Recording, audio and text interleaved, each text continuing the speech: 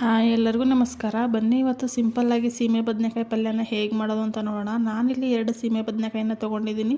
ಅದನ್ನು ಮೇಲ್ಗಡೆ ಸಿಪ್ಪೆಯಲ್ಲೇ ತೆಕ್ಕೊಂಡು ಈ ಥರ ಚಿಕ್ಕ ಚಿಕ್ಕದಾಗಿ ಕಟ್ ಮಾಡಿ ತೊಳ್ಕೊಂಡಿದ್ದೀನಿ. ಈ ತೊಳ್ಕೊಂಡಿರೋಂಥ ಸೀಮೆ ಬದನೆಕಾಯಿನ ಒಂದು ಕುಕ್ಕರ್ಗೆ ಹಾಕ್ಕೊಂಡು ಅದಾದ ನಂತರ 1 ಲೋಟದಷ್ಟು ನೀರು ಹಾಗೆ ಉಪ್ಪು 1/4 ಸ್ಪೂನಷ್ಟು ಅರಿಶಿನ ಹಾಕಿ ಕುಕ್ಕರ್ ಲಿಡ್ನ ಕ್ಲೋಸ್ ಮಾಡಿ ಒಂದೇ ಒಂದು ವಿಜಲ್ ಹಾಕಿಸಿದ್ರೆ ಸಾಕು. ಬದನೆಕಾಯಿ ಬೆಂದೋಗಿರುತ್ತೆ. ಇದನ್ನ ಜಾಸ್ತಿ ಬೇಯಿಸ್ಕೋಬೇಡಿ, 1 ವಿಜಲ್ ಆದರೆ ಸಾಕು.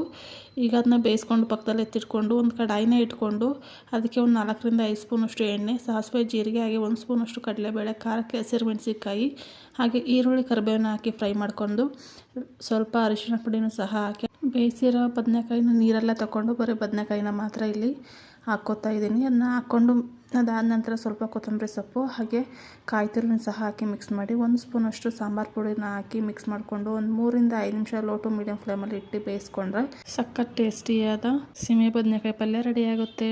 ಒಂದ್ಸಲ ಈ ರೆಸಿಪಿನ ಮನೆಯಲ್ಲಿ ಟ್ರೈ ಮಾಡಿ ನೋಡಿ.